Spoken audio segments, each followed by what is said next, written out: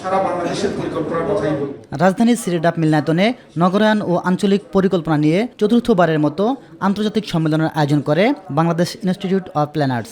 প্রতিষ্ঠানটির 50 বছর পূর্তি উপলক্ষে আয়োজিত এই চতুর্থ সম্মেলনের আলোচনায় অংশ নেন নগর পরিকল্পনাবিদ এবং বিভিন্ন রাজনৈতিক দলের নেতারা।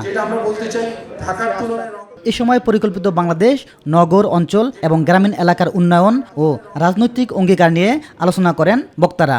সেন্ট্রাল প্ল্যানিংটা হয়, তারপরে যে যে স্পেসে যে জায়গায় লোকালি গ্যাপ অথবা যেটাকে স্পেশাল বলছে গ্যাপ থাকে সেই জায়গাটা ফিল আপ করা হয়। জবাবদিহিতার বাইরে বাংলাদেশের কেউ থাকবে না। রাষ্ট্রপতি, প্রধানমন্ত্রী, কোনো এমপিগিরি প্রতি 3 মাস 6 মাস পর প্রত্যেকের জবাবদিহি করবেন, এরকম একটা ব্যবস্থা চালু করেন, দেখবেন অনেকখানি আমরা কিন্তু সিধা হয়ে যাবো আর কি। আলোচনায় অংশ নিয়ে ডাক্তার শফিকুর রহমান বলেন, আগামীতে ক্ষমতায় গেলে এই প্রতিষ্ঠানের কার্যক্রম বাস্তবায়নে সহায়তা করবে তার দল।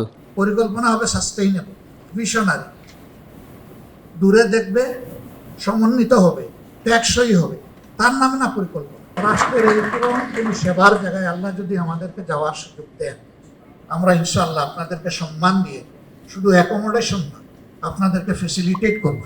আওয়ামী লীগের কার্যক্রম নিষিদ্ধ করার সিদ্ধান্তকে স্বাগত জানান জামাত আমির। রাজনৈতিক অংশীজন যারা, তাদের সাথে আলোচনা করলে যেহেতু ম্যাটারটা একটা পলিটিক্যাল ম্যাটার, ভালো হতো, এটা আমরাও উপলব্ধি করি। এখন আমরা তো তাদের উপরে চাপাইয়ে দিতে পারি না। এটা তারা ভালো মনে করেছেন যে তাদের উপদেষ্টা পরিষদের বৈঠক করে তারা সেখান থেকে একটা ডিসিশন দিয়েছেন, ভালো হতো, নো ডাউট ভালো হতো অংশীজনের সাথে আলাপ করলে। ইলিয়াস মাতবর, মাই টিভি, ঢাকা।